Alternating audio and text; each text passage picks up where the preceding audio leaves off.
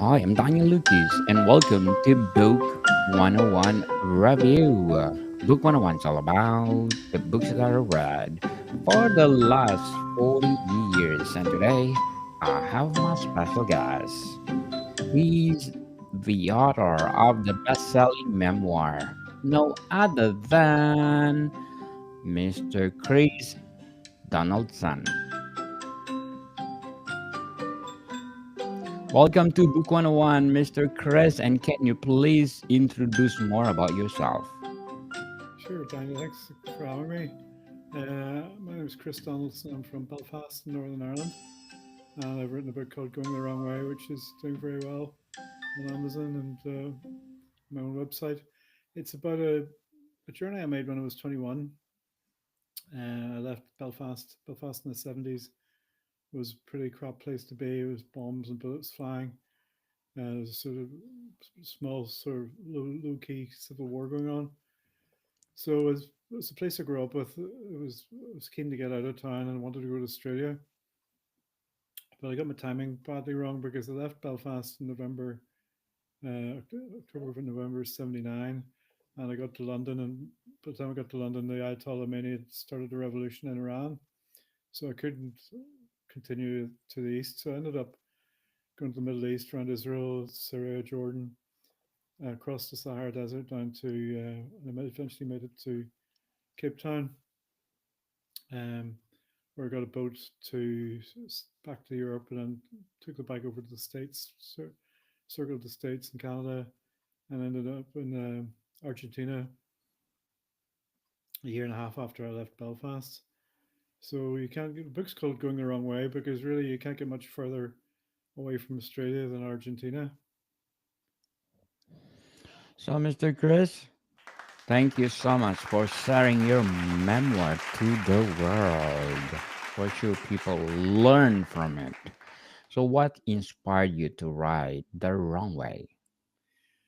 Well, when I was on the journey, I remember thinking that I don't think anybody else has done this sort of trip before. So I started writing a journal and taking notes and everything I wanted to do to make this forward a book when I got home. And I started writing the book, but then I got knocked off because somebody else, there's a guy called Ted Simon, did something similar a few years before me.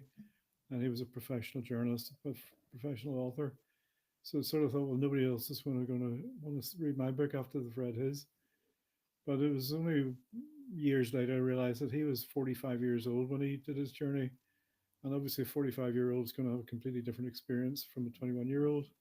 Mine was very much a coming of age story. So it's not just about motorbikes, it's about various countries I'm going through and about myself, as I say, turning from boy to man, I suppose. To, not to sound too twee on it. But the interesting thing about it was when I got the book published, or self-published it myself 3 years ago. One of my friends said, "Well, you never actually got to Australia. Why not have another go?" So that sort of let an ember in my imagination, and I'm now 65, so I'm now officially a pensioner, 66. So I thought the only way to do it would be I still had my original motorbike, the original Moto Guzzi that I did the first journey on. So I got it serviced and ready for the off, and we took it again finally 43 years after the first time. I rode across down Europe, across Turkey, into Iran, Pakistan, India, Nepal, and then shipped from there to Australia. So I finally got to Australia last year, 44 years after I left Belfast to get there. So, what is the most challenging part of writing The Wrong Way? Well, I thought the hardest thing was going to be remembering what had happened 40 odd years ago. But actually, whenever I got my notes out, I was able to transport myself back really, it's in a way, and I got my photographs, and you look at the photographs, and it's amazing how much comes back, even all that length of time. Um, and the more you write, it's sort of the more you look at it, it scrapes like scraping paint off a piece of wood. The story is still there in your brain, but it's just because it's been buried under 40 odd years of life. But once I started writing, once I started delving back into the past, it was actually quite fascinating because as a 65, 66-year old, I was 61, I wrote a book 64, 65. I was able to read into the mind of what it was like when I was 21, 40 years ago. And as I say, the going the wrong way is very much a coming of age story. So I'm going to write a book now called Adventure Before Dementia, which is coming of old age story, which is at the other end of my working life, just to sort of compare what myself and my journey in my body and my physical ambition, physical ability is like now after this length of time. So, how did you decide on the general theme of this book? Well, I'd planned to go to Australia for years, and I'd got all my AA documents for the where I was going to go, my routes, my visas, and everything, my guidebooks to go to Australia. So when I ended up going to Africa and the Middle East, I knew nothing about these countries at all. So, and it was at the start, it was a bit of an issue because I didn't know where I was going. But after I was been traveling for some time, I realized that traveling without a destination is a unique way of getting of traveling because 99.9% of the time you're traveling, you're going somewhere you've planned to go where you're going, whether you're going to work, going on holiday, going to see a friend, or just going to whatever. You'll always know where your destination is. Whereas this journey was unusual because I was just traveling for the sake of traveling. So I think that comes out in the book that it's very much enjoying the moment, enjoying the journey rather than enjoying the destination. I always find that whenever you're traveling and you get to your destination, it's actually people think you're going to be celebrating, but actually it's quite depressing because it's the death of the journey is whenever you get to your final destination. So, how did you create a memorable and relatable memoir? Well, I was never that intellectual at school. I was probably a bit dyslexic. I could never spell very well. So when I started off in the 80s writing a book, it was very difficult. But nowadays you've got spell checker, you've got lots of, it's much easier to write on a computer than it would have been on a typewriter because you write the wrong thing, you just press the button and delete it and start again, you know. So um, I think my style of writing has been quite refreshing for a lot of people because I'm not an experienced journalist or experienced trained writer. It's written from the heart, and it's very much some of the reviews have been amazing. People have really enjoyed it and really enjoyed bringing in their past to life as well, and I can relate to it very much. Apparently, it's been quite touching. Some of the reviews. So, Mr. Chris, did you outline your memoir before do you or you do it organically? Pretty much organically. I did sort of some training online with a couple of courses to learn about the difference between writing a book, writing a memoir, to just writing at work, whatever, and different things. So it was pretty unstructured, really. But the structure was the journey because I had the journey written, the journal written out, but I didn't want to make it as a. I find a lot of travel books you get memoirs. I really like reading somebody's diary. You know, Thursday I went here, Friday I went somewhere else, and it's following a chronological order. Um, I wanted to make it more of a deeper, a bit more deep thought, and a bit of humor as well. So, how did you decide the narratives of your memoir? Which part of your life did you included? Well, I included a bit about growing up in Belfast because I was recently took my daughter to the museum, the Belfast Museum, and there's a whole section of the museum on the troubles in the 70s. And I thought it was a bit depressing that I'm old. I've reached the age now that part of my life is actually in a museum, you know. So it's a bit depressing that, but um, very much followed, I suppose, the order of the journey as I made it. Um, well, I just followed you know, as I say, I'd started the manuscript 40 years ago and then put it in a drawer. Got married, had children, had three or four businesses. Businesses have done lots of different things in between time. So I suppose the unusual thing about my journal is my book is that I was writing about events that happened 40 years ago with a 60-year-old brain rather than a 21-year-old brain. So I was able to look at what I'd been doing and put another layer of um, experience on top of it. You know, to write about I'm the same person, but with the length of time difference. What I've learned now that I didn't know then. It's been it's quite an exciting time to write, book to write. So, Mr. Chris, what techniques did you use to ensure your memoir is engaging? Sorry, what's that? I missed that. What techniques did you use to ensure your memoir is engaging? I tried very much to make every page count. You know, I read somebody give me advice that readers these days are much harder to keep enthralled with your book nowadays because life things happen so fast online. You click something, you read it, and if you don't like it within, I think somebody told me 7 seconds or something like that, you just delete it and move on to something else. Whereas 40 odd years ago, there wasn't so many diversions and people distractions in people's lives, so they were much more. They would read a book much over a longer time, and if there's a couple of pages weren't that interesting, they would continue on. Whereas apparently now people are so, especially kids, are more. They want the instant gratification from as which they get from apps, from computer games, from mobile phones, and so on. So I tried to make every page and every paragraph count as something interesting.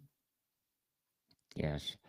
So, because of the success of your memoir going wrong way, is there a follow up for this memoir? There is, which is because, as I said, a couple of years ago, I finally finished, I finally completed my journey and got rode the same motorbike, Moto Guzzi Le Mans, to Australia.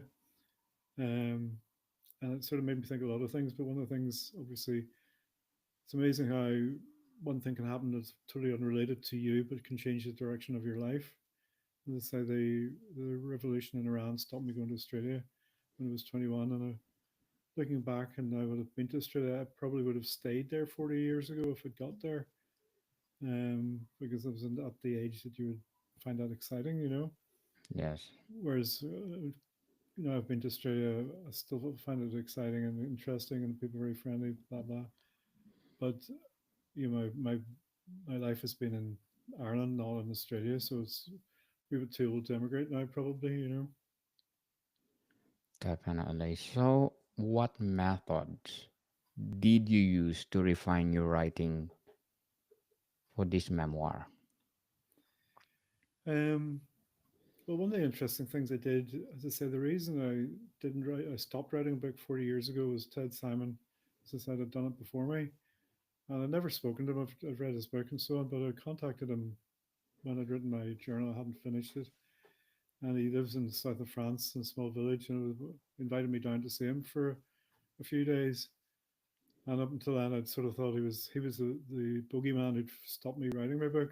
So it was fascinating to actually meet him. He was in his early 90s, late 80s, early 90s now.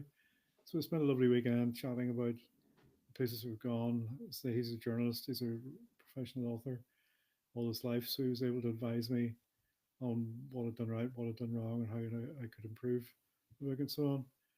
But it was lovely being able to talk about countries we were in and we'd driven through at a different time, at different stage, but we had the same feelings and recollections of it all that time ago. Um, so he helped me a lot, and probably he's still alive. A bit more experienced now, but my next book's going to be called Adventure Before Dementia, which is a bit of a take on the fact that I'm now 66. A lot of my friends, well, some have died of old age, of cancer, or whatever people die of these days.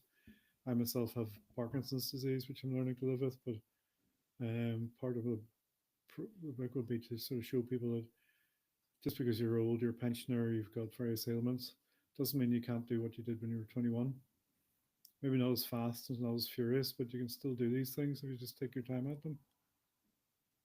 So, how did you ensure your memoir resonates with your intended audience? Um, I didn't, to be quite honest. I wrote it from the heart as the way I felt myself, and more by luck or whatever. That it's found a nation and found a notion that makes people happy when they read it, makes them impressed, makes them feel good, makes them feel sad, whatever. As I say, the reviews on Amazon have been quite amazing. The best one, probably one I liked best, was a guy who was in hospital. His son was in hospital with back injuries, and he'd had about 10 or 12 different operations. And he wrote to me to say, thank me for writing the book because he was able to read my troubles, my uh, issues that I had when I was traveling, the problems and how I got over them. And he was able to transfer that to his son and think, well, there's always a way out of these issues. You might be in pain or you're in trouble at the minute, but 9 or 10 times you can work and get out of it and get a happy conclusion to the problem. Very well said, Mr. Chris. Very well said. So, how did you handle writer's block when you writing your memoir? Well, I'm Irish, so just have a pint of Guinness generally and come back to it later. Yeah, sometimes your mind goes blank, and sometimes it's like anything you're doing. Sometimes you feel like doing it, and sometimes you don't. Um, I would have sometimes I would force myself to write something, and then go back and edit it again later, and or else scrub it out. I think it's easy to force yourself. And I mean, writing. It's I find that I wrote the book, probably rewrote it 5 or 6 times before I was happy with the way it was looking. So if I didn't like it one day, I'd come back to it the next day and do it again. So, what role does research play in writing your memoir?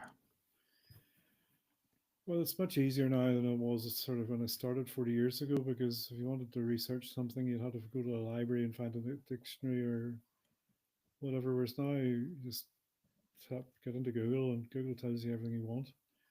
I mean, it made a huge difference. The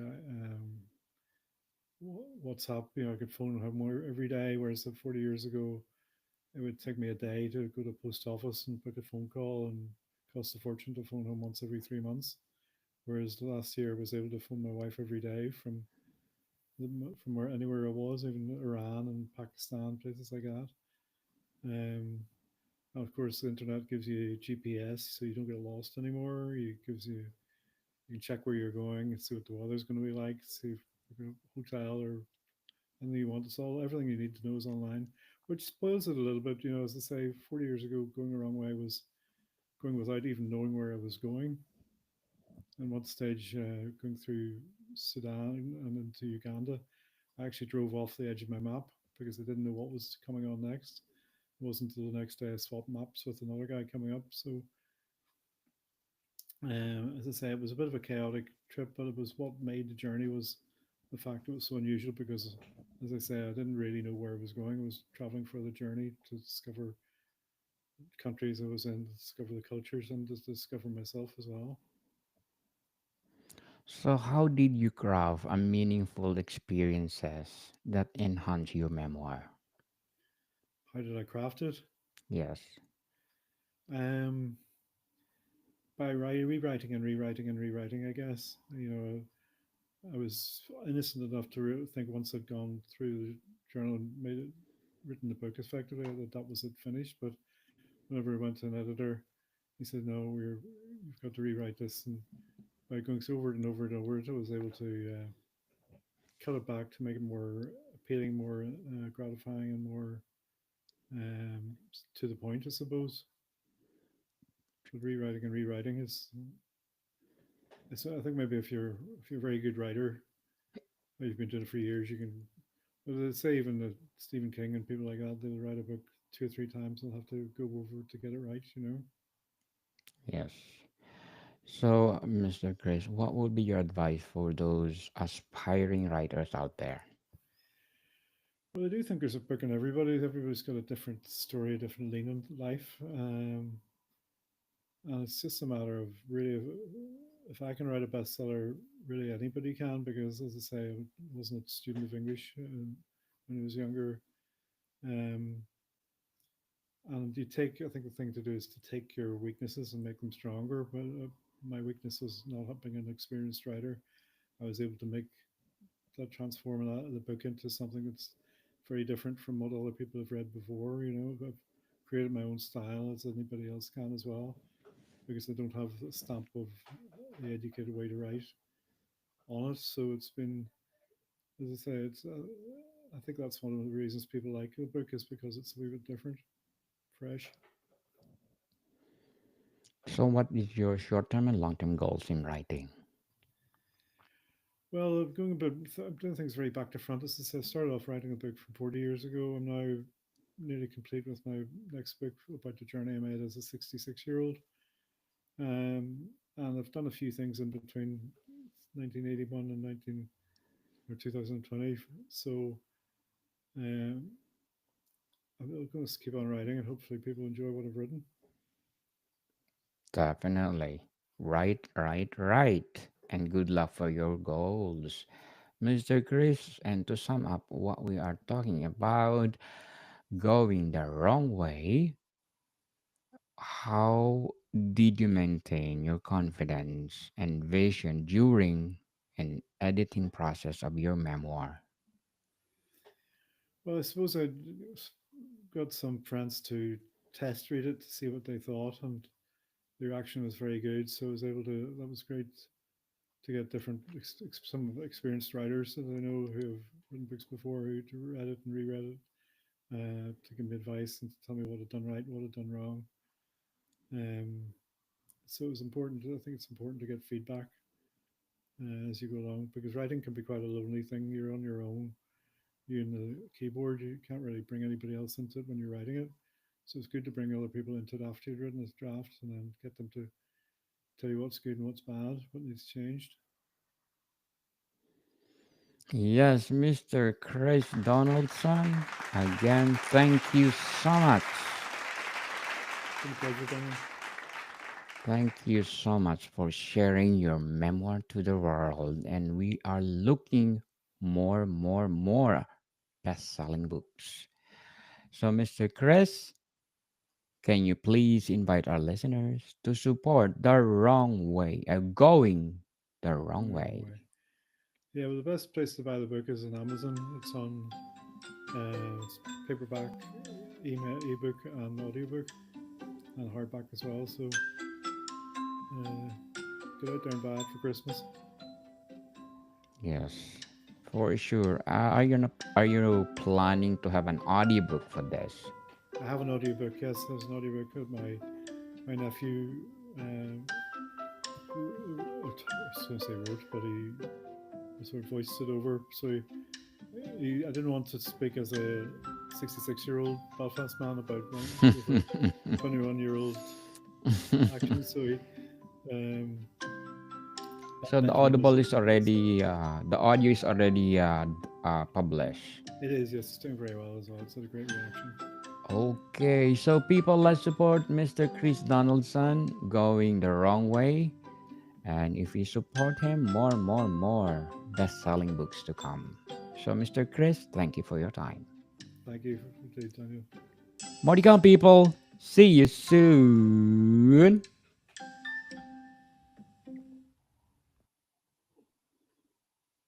Thank you, Mr. Chris. You're most welcome to come back.